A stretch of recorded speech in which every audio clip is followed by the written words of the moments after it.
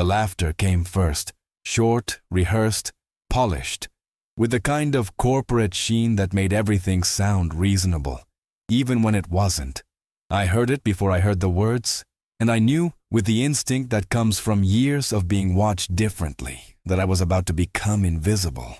"She's competent, of course," Marcus said, his voice carrying that particular tone of false thoughtfulness that precedes a dismissal. "Very competent, but she doesn't quite fit the image we're cultivating for the team." Nobody said fat, nobody said black. They didn't have to.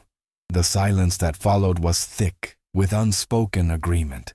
The kind that ripples through conference rooms when people believe they're saying the quiet part quietly enough.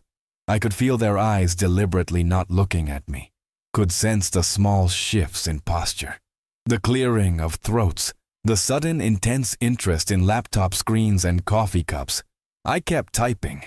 My fingers moved across the keyboard with steady precision, crafting the quarterly report that would make all of them look good, that would justify their bonuses and their self-satisfied smiles.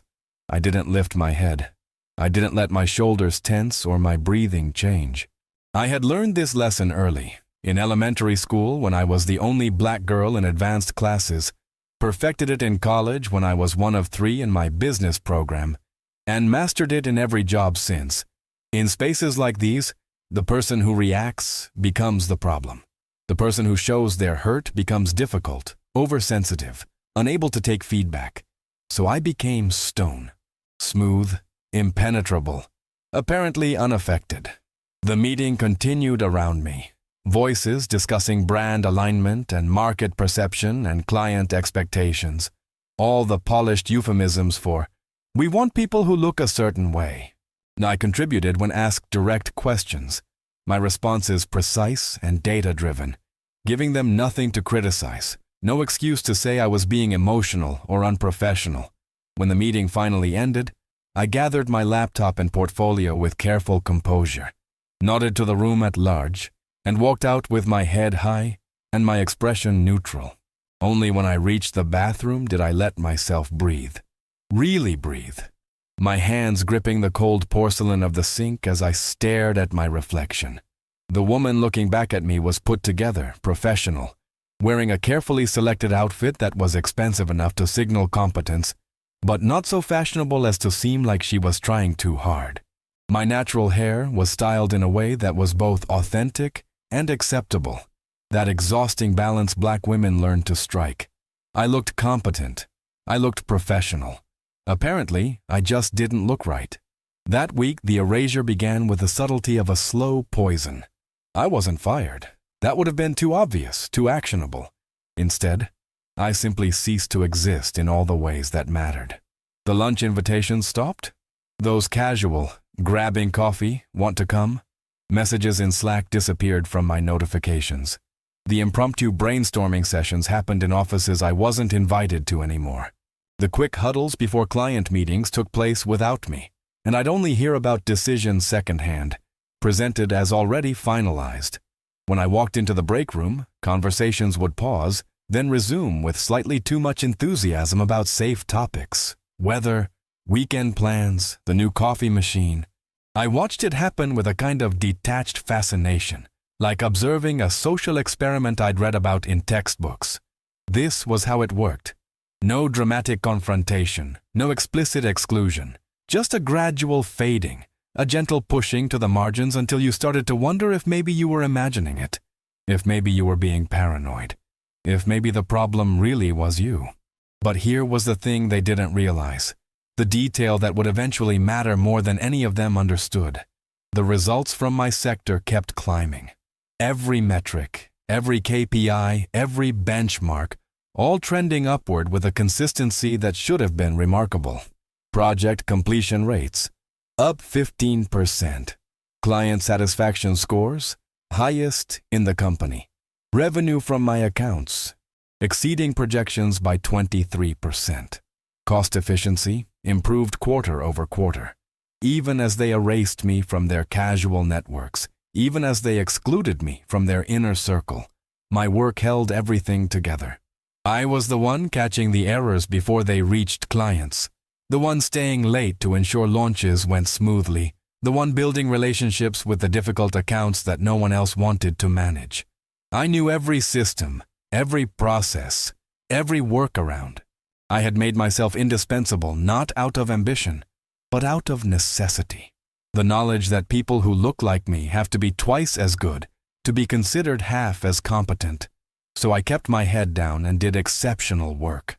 I documented everything, every success, every solved problem, every innovation. Not because I was planning anything, but because it was simply who I was. Thorough, precise, always prepared. And I waited. Not with a plan, but with the quiet patience of someone who knows that truth has a way of revealing itself, and that systems built on appearances rather than substance tend to collapse under their own weight. The collapse began 3 months later, though I didn't know it yet. I just knew that the invitation to the annual review meeting was different this time. Sent directly from the CEO's office, marked high priority, scheduled for the main boardroom rather than our usual conference space. The boardroom was intimidating by design. Floor-to-ceiling windows overlooked the city, a view meant to remind everyone of how high we'd climbed and how far there was to fall. The table was a slab of dark walnut that probably cost more than my car, surrounded by leather chairs that whispered expensive with every movement. The massive screen on the far wall was already glowing, ready for whatever presentation would justify whatever decisions had already been made. I arrived exactly 5 minutes early, late enough to not seem anxious, early enough to demonstrate professionalism. Marcus was there, along with Jennifer from marketing and David from client relations, the three who'd been most vocal about team image and brand alignment. They had the relaxed posture of people who felt secure in their positions, confident in their value to the company. Jennifer smiled at me with the particular warmth of someone who thinks they're being kind by acknowledging your presence. "Oh, good. You're here. We weren't sure if you'd be included in this level of strategic discussion." The implication hung in the air. Your invitation was surprising, possibly a mistake, certainly not something to be taken for granted. I smiled back, equally warm, equally empty. Wouldn't miss it. More directors filed in, filling the chairs with the self-importance of people accustomed to being the most important people in any room. They talked among themselves, voices overlapping with inside jokes and references to meetings I hadn't attended, lunches I hadn't been invited to, decisions I'd only learned about through official memos. Then the CEO entered, and the energy in the room shifted immediately. Robert Chen didn't smile as he walked in, didn't make small talk or ease the tension with a joke. He moved to the head of the table with purpose, set down his portfolio with precision, and remained standing while everyone else settled into their seats. His presence commanded attention not through volume or aggression, but through an absolute certainty that he deserved it. "Before we discuss brand image," he began, his voice cutting through the remnants of conversation. "Before we talk about market perception or team alignment or any of the comfortable abstractions we like to hide behind, I want to talk about numbers. Actual, concrete numbers." He clicked the remote, and the screen came alive with a graph. Revenue trends, broken down by sector. One line soared above the others. "This," he said, pointing to that ascending line, "is performance that doesn't just meet expectations, it exceeds them, consistently, quarter after quarter." Another click, client retention rates. The same sector dominated. Another, cost efficiency metrics. Again, one sector stood out. Another, innovation measurements. New processes implemented, problem solved, improvements made. The pattern was unmistakable. The silence in the room changed texture, shifted from comfortable and self-satisfied to something more uncertain. People were sitting up straighter, no longer quite so relaxed. Marcos cleared his throat. "That's great, of course. We're proud of all our sectors. I'm not talking about all our sectors." Robert's tone remained level, but there was steel underneath. "I'm talking about one specific sector, the one that's been carrying a disproportionate amount of the actual work, while the rest of you have been focused on, what was it? Cultivating an image?" Jennifer's smile had frozen on her face. David was suddenly very interested in his portfolio. "Who here?" Robert continued, his eyes moving deliberately around the table, can explain to me why this sector performs above all others. What specific strategies are being employed? What processes have been refined? What makes it work? The silence stretched. Nobody wanted to answer, because answering would require acknowledging what they'd all been working very hard to ignore. I felt the moment when Robert's gaze landed on me. Perhaps you could explain it to us. It wasn't really a question. It was an invitation to step into the light, to stop being invisible. I could have been vindictive, could have made them squirm, could have drawn out their discomfort, could have spoken in ways that highlighted their ignorance. But that wasn't who I was, and more importantly, that wasn't strategic. Revenge is a meal that spoils quickly. Competence, demonstrated clearly and without emotion, lasts forever. So I explained. Simply, technically, precisely. I walked them through the process improvements I'd implemented, the client relationship strategies that had increased retention, the cost-cutting measures that hadn't sacrificed quality, the training protocols I'd developed for my team. I spoke the language of business, metrics, outcomes, return on investment. I presented it all as professional analysis, not personal vindication. Robert nodded slowly throughout my explanation, his expression revealing nothing, but I could sense the shift in the room. I could feel people recalculating, reassessing, beginning to understand that they'd made a catastrophic error in judgment. "Thank you," Robert said when I finished. "That was illuminating." He turned back to the room at large. "I want everyone to understand something fundamental about how this company will operate going forward. We are not in the business of appearance. We are in the business of results. And results come from competence, not from looking a certain way or fitting a certain mold." Marcus tried again, his voice carrying a slight edge of desperation. "Robert, I think we all agree that competence is essential. But in our industry, perception matters too. Clients respond to excellence." Robert's words were precise, surgical. They respond to having their problems solved, their expectations exceeded, their investments protected. They respond to the person who actually does the work, not the person who photographs well. He advanced the slides again, and this time, the screen showed specific client feedback. Direct quotes, satisfaction scores, testimonials. They were all connected to my work, my team, my sector. "This is what clients respond to," Robert said quietly. "This is what perception actually looks like when it's based on substance." The meeting concluded with administrative efficiency, but I knew something fundamental had shifted. Robert dismissed everyone except for a request that I stay for a moment.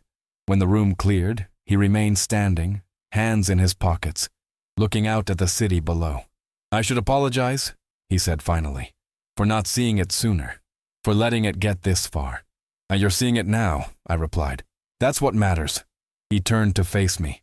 "I want you as my chief operating officer, direct report, full authority over operations across all sectors." I kept my expression neutral, though my heart was hammering. "That's quite a jump from where I am now." "It's not a jump, it's a correction." His tone left no room for negotiation. "You've been operating at that level already, just without the title or the compensation or the authority. This company needs what you do. More importantly, this company needs to demonstrate that competence actually matters more than appearance. And I need someone in leadership who proves that every single day." It wasn't a request. It was a statement of fact, a decision already made. But he waited, giving me the respect of a choice. "I'll need full operational control," I said. "If I'm going to fix the systemic issues, I can't be undermined by people protecting their territories. You'll have it. And I want equity, not just salary, actual stake in the company's success. Already drafted in the offer letter." I nodded slowly. "When do I start?" "Monday. I'll announce it this afternoon." The announcement rippled through the company with the force of an earthquake. By the time I left that evening, my phone was filled with messages. Some congratulatory, some confused, many from people who hadn't spoken to me in months, suddenly wanting to reconnect, to explain that they'd always known I was talented, always believed in me. I didn't respond to most of them. There was nothing to say to people who only valued you once someone more powerful validated your worth. But there were 3 emails I paid attention to, sent within hours of the announcement. They were internal HR notifications, marked confidential, but forwarded to me as part of my new role's access. 3 separate meetings scheduled for the following day. Marcus, Jennifer, and David each called to HR for private discussions. The official reason listed in the calendar notes was vague. Personnel review regarding conduct and company values alignment. The real reason was simpler. They'd gambled that appearance mattered more than competence, and they'd lost. The following week moved with surreal speed. I spent Monday in meetings with Robert and the executive team, getting oriented to my new role, understanding the scope of my authority. Tuesday and Wednesday were dedicated to department heads, listening to their challenges, observing their dynamics, beginning to map where the problems actually lived. Marcus, Jennifer, and David didn't return to the office after their HR meetings. No dramatic scenes, no public confrontations, just the quiet efficiency of legal agreements and exit packages and carefully worded company statements about pursuing other opportunities. By Thursday, I was sitting in what had been Marcus's office. They'd offered to redecorate, but I'd declined. The space was functional. Floor-to-ceiling windows overlooking the city. A glass desk that reflected light, chairs positioned for collaboration or confrontation depending on the need. The view was expansive, showing the urban landscape spreading out below like a game board. I understood, sitting there that first morning, why powerful people got comfortable in spaces like these. It was easy to start believing you deserved it, that your position was earned rather than granted, that your perspective from above was clearer rather than just different. I swore to myself I'd remember what it felt like to be on the other side of that glass. My first official act as COO was to request a complete audit of hiring and promotion practices over the past 5 years. The data came back exactly as I'd expected. Consistent patterns of advancement for certain demographics, consistent plateauing for others. Nothing illegal, nothing explicit. Just the accumulated weight of 1,000 small decisions made by people who thought competence looked a certain way. My second act was to implement blind resume reviews for all new positions. No names, no photos, no universities listed, just skills and achievements. The pushback was immediate and predictable. How will we ensure cultural fit? We need to know who we're hiring. This seems like we're being forced into something. I let them talk themselves out, then presented the data showing that our cultural fit had resulted in remarkable homogeneity and mediocre results outside my former sector. Culture, I said calmly, should be defined by how we work, not by who we are. If our culture can't accommodate excellent people who don't look a certain way, then our culture is the problem, not the people. The policy was implemented within a month. 3 months into my new role, I was working late when I heard footsteps in the hallway outside my office. The floor was supposed to be empty. It was past 8, and most people had gone home hours ago. I looked up to see a figure pass by the glass wall, hesitate, then continue walking. It was Marcus. I'd heard he'd found another position at a competitor, a lateral move with less authority, but a title that sounded impressive. He was probably here collecting something he'd left behind, or perhaps dropping something off for a former colleague. Our eyes met for a brief moment through the glass. I saw recognition, a flash of something that might have been shame or anger or regret. He didn't stop, didn't acknowledge me beyond that momentary eye contact, just adjusted his visitor badge and kept walking, his footsteps echoing in the empty corridor. I didn't feel triumphant, didn't feel vindicated, didn't feel anything except a deep, tired sadness for all the wasted potential, all the excellent people who'd been pushed out or held back or made to feel invisible because they didn't match someone's narrow definition of what talent should look like. I thought about the woman who'd been here before me, who'd probably endured similar dismissals and erasures before eventually leaving, taking her competence somewhere else. I thought about the people who were fighting these battles right now in companies across the country, across the world, proving themselves every day to people who'd already decided they didn't belong. And I thought about the responsibility I now carried, Not just to perform in this role, but to change the system that had tried to exclude me. The final executive meeting of the quarter was smaller than the one 3 months earlier, but more focused. Robert opened with the numbers. Company-wide performance was up, client retention had improved, costs were down without sacrificing quality. The changes were working. "I want to be clear about something," Robert said, his eyes moving around the room. "These results didn't happen because we made everyone comfortable. They happened because we made excellence the priority. They happened because we stopped confusing appearance with competence." He pulled up one last slide, a quote in simple text. "A company doesn't need to look perfect. It needs to function perfectly. That's the standard going forward," he continued. "Not what looks good in photos or presentations, not what makes us feel comfortable with people who remind us of ourselves. What actually works, what produces results, what makes us better." The meeting concluded with the usual administrative details, but as people filed out, several stayed behind to talk with me, genuinely seeking advice, actually interested in collaboration, treating me as the authority I'd become rather than the obstacle they'd tried to erase. Later that evening, standing in my office as the city lights flickered on below, I received an email from a young woman I'd never met. She'd apparently heard about my promotion through the industry network, and she wanted to tell me what it meant to see someone who looked like her in a position of real power. "I was about to leave the industry," she wrote. "I was tired of being told I was capable but not quite right, competent but not quite what they were looking for. Seeing your promotion made me realize the problem wasn't me. It was them." I read her email 3 times, then wrote back with the only advice I could honestly give. Document everything. Excel at what you do. And remember that their failure to see your value is exactly that. Their failure, not yours. As I hit send, I realized that this was the real victory, the one that mattered more than the title or the salary or the corner office.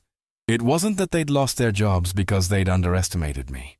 It was that they'd lost something more fundamental. They'd lost before they ever fired that first dismissive comment, before they'd ever started excluding me from their inner circle. They'd lost the moment they decided that competence had a face, a body, a color. They'd lost because they'd confused surface with substance, appearance with ability, comfort with capability.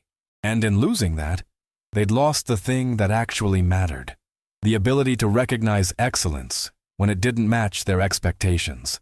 I shut down my computer, gathered my things, and headed home. Tomorrow would bring new challenges, new battles to fight, new systems to change. But tonight, I allowed myself a moment of quiet satisfaction. Not because I'd won, but because I'd survived, proved myself, and kicked open a door that others could now walk through. The work was far from finished, but it had truly, finally begun.